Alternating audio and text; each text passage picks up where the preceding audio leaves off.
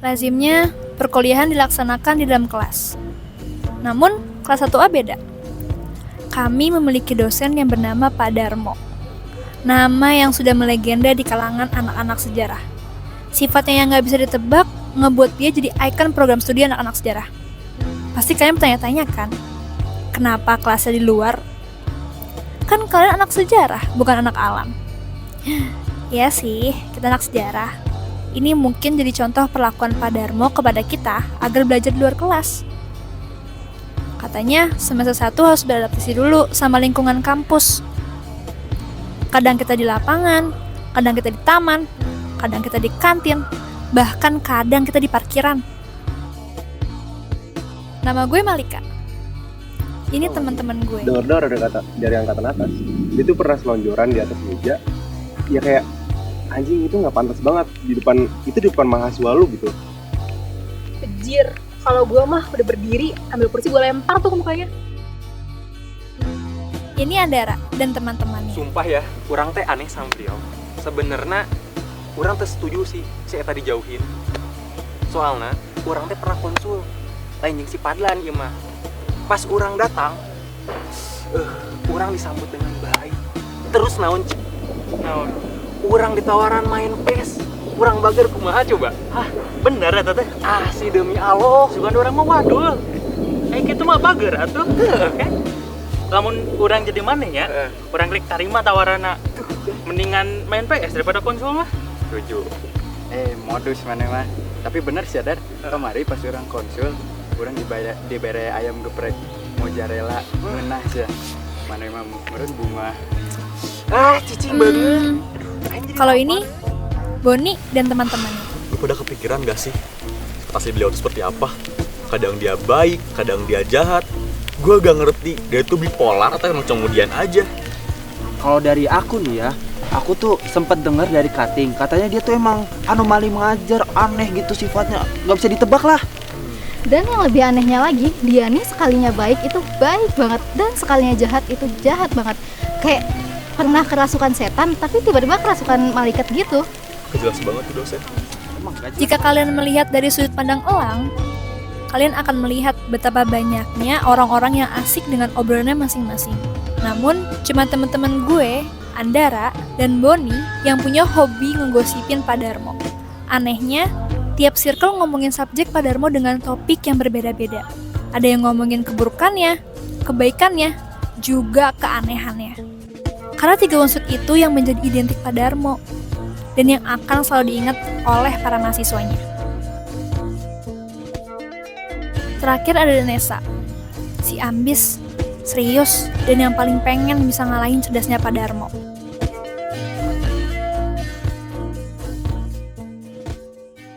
Alerta, alerta. Permisi Boni. Maaf ganggu waktunya. Tolong bilangin ke anak-anak 1A bahwasanya kelas darah Pak Darmo dialihkan dari kelas online karena Pak Darmo sedang ada urusan. Ya, kelasnya online guys. Sialan! Darmo sialan!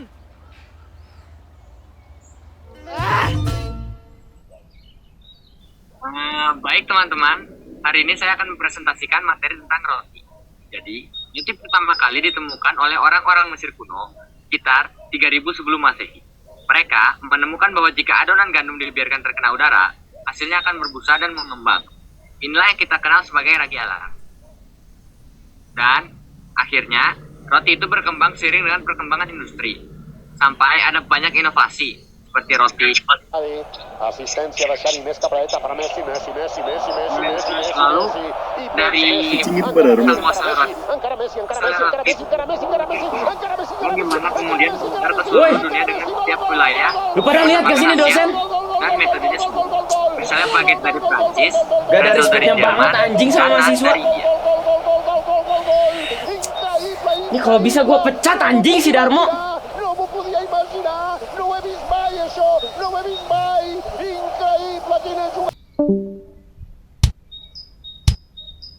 Pak Darmo ngelip. Woi! Lu pada lihat kan? Fadlan, Lu denger sama gue sekarang. Gue tahu lu capek presentasi. Gue tahu lu nyiapin presentasi tuh lama. Lu ngechat gue jam 2 subuh, gue inget banget lu nyiapin presentasi semuanya. Lu terima, Fadlan? Ya kalau gue sih yang penting nggak jadi omongan aja sih. Saya juga nggak terlalu gimana juga. Gue juga udah presentasi. Nggak apa-apa lah. Lu sakit, Lan. Anjing, orang-orang di sini semuanya udah nggak pada normal anjing gara-gara si Darmo. Tolol anjing.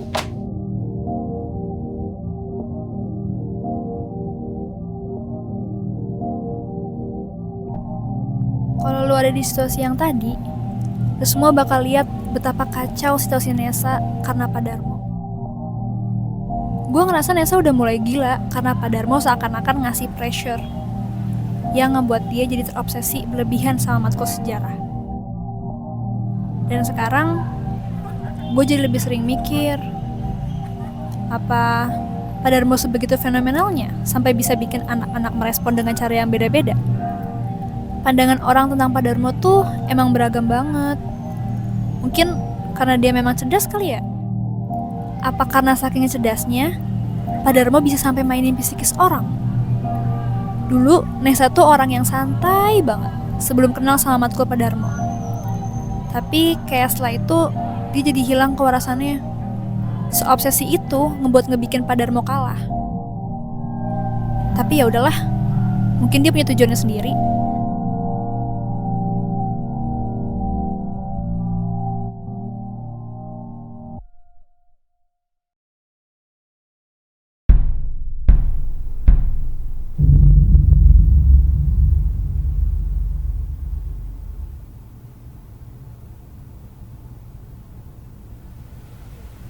Tenang aja guys, jangan panik oke? Kita pasti bisa lewatin ini.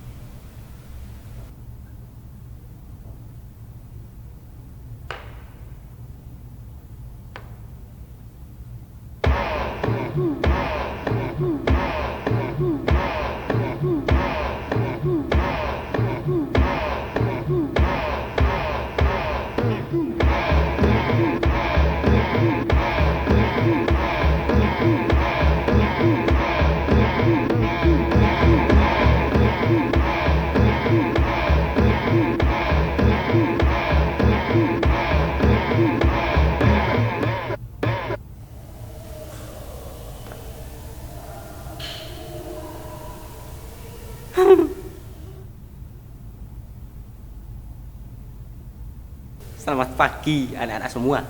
Gimana kabar kalian? Sehat? Tuh, kalian tadi malam ini pada tidur gak sih? Kok pada lemas-lemas gini? Tidur, Pak. Aman. Ya, baguslah kalau begitu. Saya ulangi lagi. Jadi, selamat pagi anak-anak semua. Pagi, Pak. Di pagi yang cerah ini, saya cuma mau maparin materi doang. Jadi, gak bakal ada presentasi.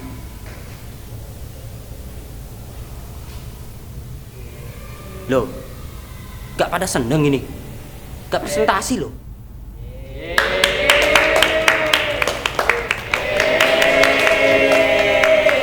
Kok sepi sih?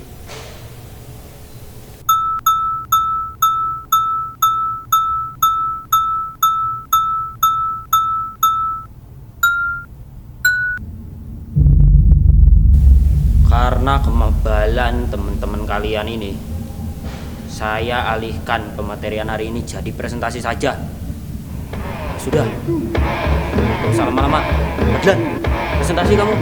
Mohon maaf Pak, kemarin saya Fadlan sudah presentasi tentang sejarah roti. Ah, maksud sih? Sudah, aku saya kurangin Pak. Pak, kok? Kita lihat lagi. Siapa yang kira-kira otaknya gede? Ah, itu mas-mas yang rambut merah. Saya Pak. Kamu.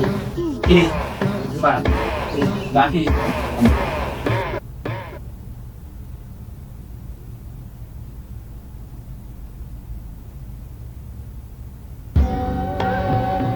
Hai, selamat pagi teman-teman semuanya. Hari ini aku mau mempresentasikan tentang microwave. Jadi, selamat pagi juga, Bapak. Jadi hari ini mungkin saya minta izin untuk ambil sedikit referensi dan pakai kata-kata yang sedikit metafora kali ya, biar lebih asik.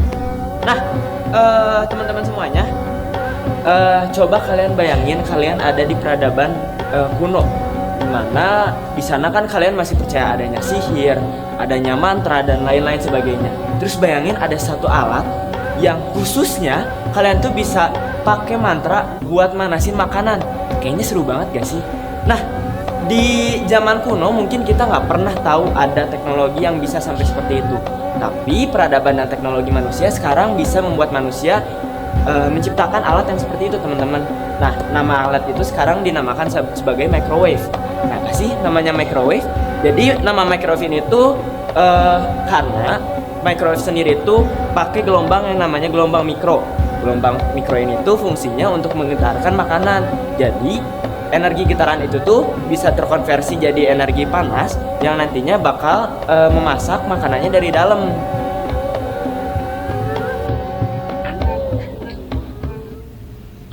Loh, lanjut. Kok kamu malah berhenti? Ya Pak. Jadi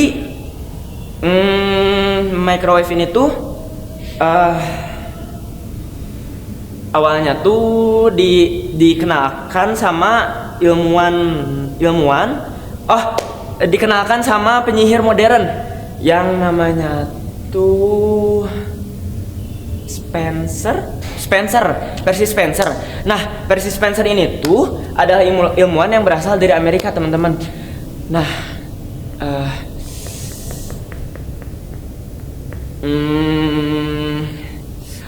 ilmuwan ini tuh berhasil menemukan microwave karena percobaan dia di labnya yang menggunakan magnetron.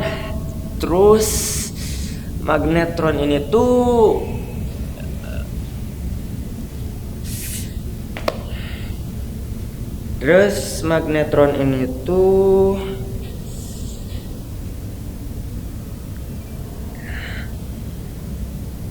jadi magnetron ini tuh Udah, kamu ini gak konsisten banget kalau presentasi. Kalau kamu mau pakai analogi dari awal sampai akhir itu harus konsisten. Misalnya, kamu kan udah bilang itu tuh mesin yang diciptain sama penyihir. Kok kamu malah pakai istilah laboratorium segala? Itu kan kontradiktif, Nesa. Kalau mau ya dari awal sampai akhir itu konsisten. Kan saya sudah bilang dari kemarin, kalau kamu bikin penjelasan itu harus berakar. Jelasin latar belakang penemunya. Terus apa itu laboratorium reteon itu? Jangan cuma nyebut nama dan tempat asal plong aja.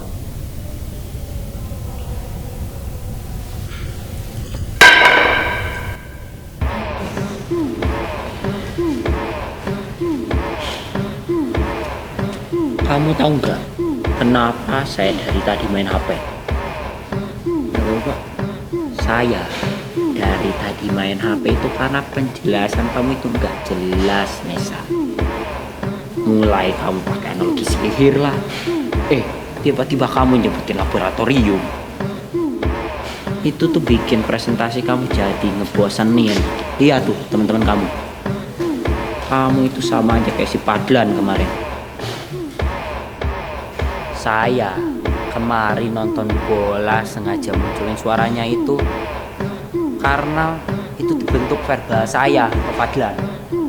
Ya istilahnya kalau penjelasan dia itu nggak jelas.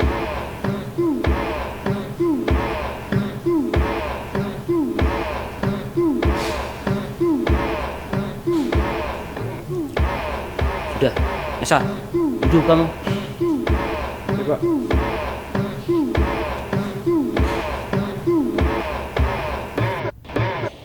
Saya mau nunjuk lagi orang buat ngelanjutin presentasinya si Nesa. Karena saya percaya kalau kalian sudah menuruti perintah saya buat baca dan pahami materinya. Ah, itu Neng yang duduk di belakang. Coba diri. Iya, kamu yang pakai baju full hitam itu.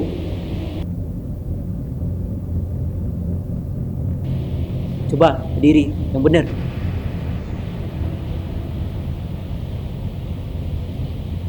Sekarang kamu lanjutin presentasinya si Nesa.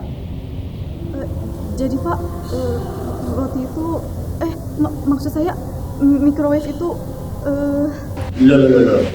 Kok kamu panik sih? Merasa dijahatin sama saya? Saya kan cuma nyuruh kamu buat baca materinya aja. Gak nyuruh kamu cicak lah, ayam, atau apalah itu. Kok kamu seakan-akan tertindas sama saya? Siapa tadi nama kamu? If Pak. Iya Pak. Gini, If.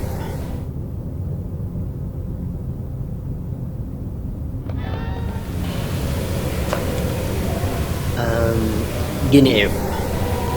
Kalau kamu merasa ditindas sama dosen atau merasa ditindas sama yang namanya Pak Darmo, silahkan lapor ke ruang kemahasiswaan.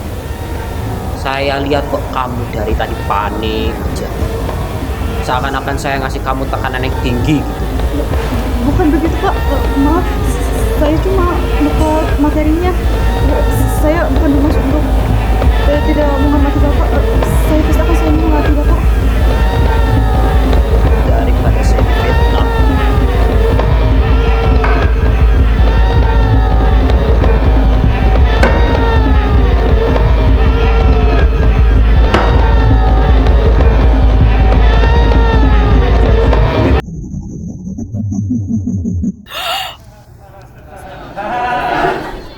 Alika, kamu tadi malam jam berapa? Enggak, santai aja kok. Istirahat dulu. Nanti takutnya kamu pingsan. Kan saya yang repot. Ya sudah. Karena anak-anak semua di sini sudah kelihatan pada capek. Saya sudahi saja matkul hari ini. Saya harap kalian semua tetap semangat menjalani perkuliahan. Dan sampai jumpa di matkul saya berikutnya. Saya pamit duluan. Assalamualaikum. Ini gimana nih kelasnya? Kenapa? Ini gimana nih kelasnya? Tadi Pak Darmo lagi baik banget moodnya. Masa nggak ada presentasi, cuma ada materi bentar, habis itu ngobrol-ngobrol nyantai. Lalu sih tidur. Untung dia lagi baik banget. Kalau nggak udah mati.